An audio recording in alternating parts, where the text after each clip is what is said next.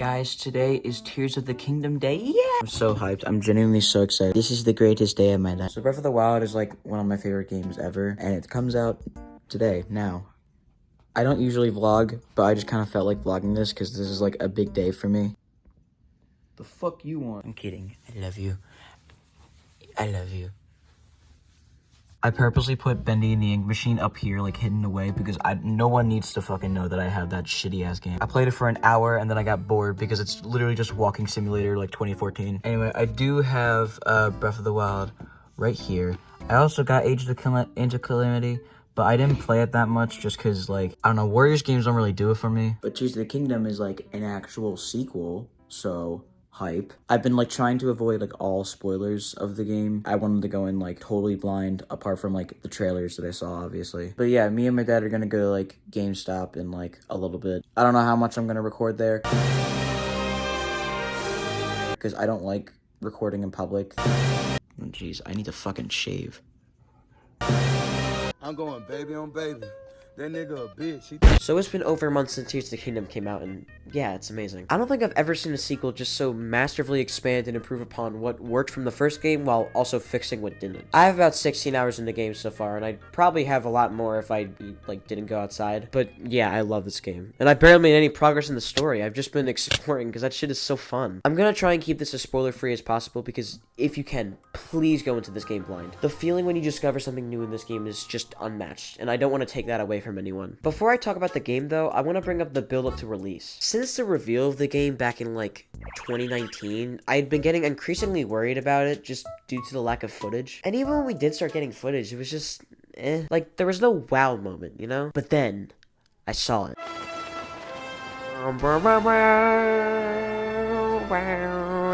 That one trailer convinced me that not only was this game gonna be good, it was going to be a triumph for the Zelda series. It cemented to me that Nintendo wasn't just doing this for a cash grab. So needless to say, my expectations were pretty high. And so far, I'm not disappointed. The world map, while still being very similar to the first, has had enough major changes to it that it still feels mostly new. Like, I want to know what's going on. Like, how did this happen, you know? Alright, I'm going to talk about, like, the actual gameplay now, like, the important part of the game. If you want to stay blind, I recommend skipping this part, just because I'm going to be talking about the new abilities in the game, so yeah, be warned. Most of the fun that comes from this game is the non-linearity. And people say that about the first game too. How you can progress through the game in any way you want. You can fight the final boss with a stick and underwear, and the game will let you, and it's great. And all of that applies here too, but somehow they've made it even better. Mostly with the new abilities, which basically just replace the Sheikah Slate rune things from Breath of the Wild. You can attach a fucking minecart to your shield and then skate down the railroad tracks.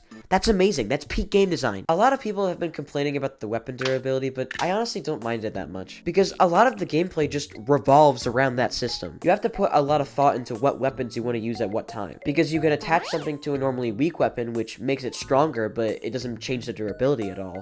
At least to my knowledge. So you have to think to yourself, well, I have this really powerful weapon, but do I want to use it now or save it for a more important fight? You also have to make sure that you're not wasting the materials that you use to fuse things. Because sure, you could use it to boost your attack power, but you could also sell it for money or use it to make elixirs. I just love how complex everything is, you know? But that's only one ability out of the main four. There's 4 abilities. There's 4 abilities.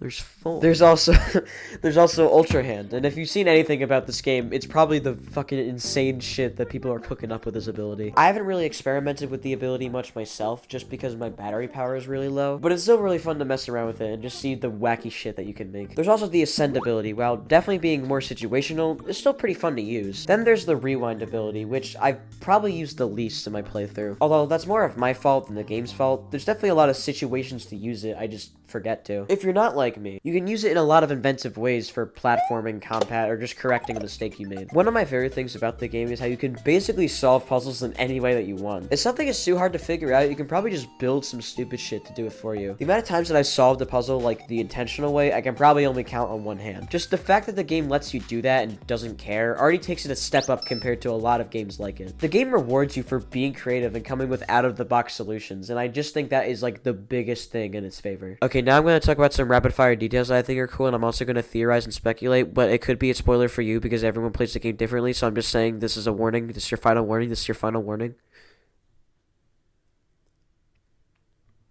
Okay, go. If you go back to the Great Plateau, which is one of the first things I did, you'll actually find that it's been partially taken over by the Yiga clan from the first game. Which, one, it's just cool to see them again. I thought they would be gone. But two, if you go to the Shrine of Resurrection, you'll realize that it's empty. Now, obviously, there's been a significant time skip from the end of Breath of the Wild to this game. At first, I had thought it'd only been like a year, but seeing as how a lot of the characters are aged up and the environments have shifted, like, I'm starting to think it's been more like maybe 3 to 5 years. The reason I bring this up is because almost all Sheikah technology in Hyrule is just gone. And like, no one seems to fucking know where it is. Like no one talks about it. Like, and now probably the real reason for that is just because they don't want to alienate new players by mentioning the events of the past game. But like, it seems pretty weird that there used to be 4 giant creatures just around the map, and now they're just gone. Now, it's also entirely possible that the entire kingdom came together and just tried to get rid of all the Sheikah technology so that there wouldn't be a repeat of last time. But I'm starting to think that maybe the Yiga clan just took some of it. I mean, they are Sheikah. I'm not saying the Yiga clan just has the divine beast lying around, but I think it's entirely possible that they could have excavated some of the Sheikah stuff. This is a spoiler, by the way, but the first time you fight Master Koga in the depths, he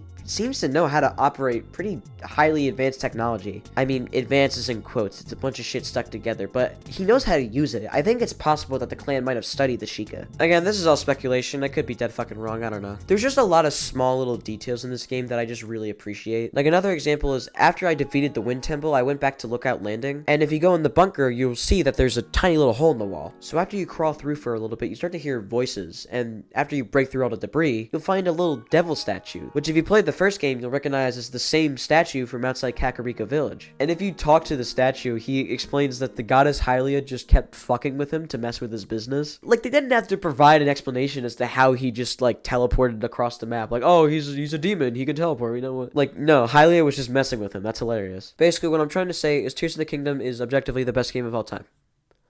Yeah. Thanks for watching.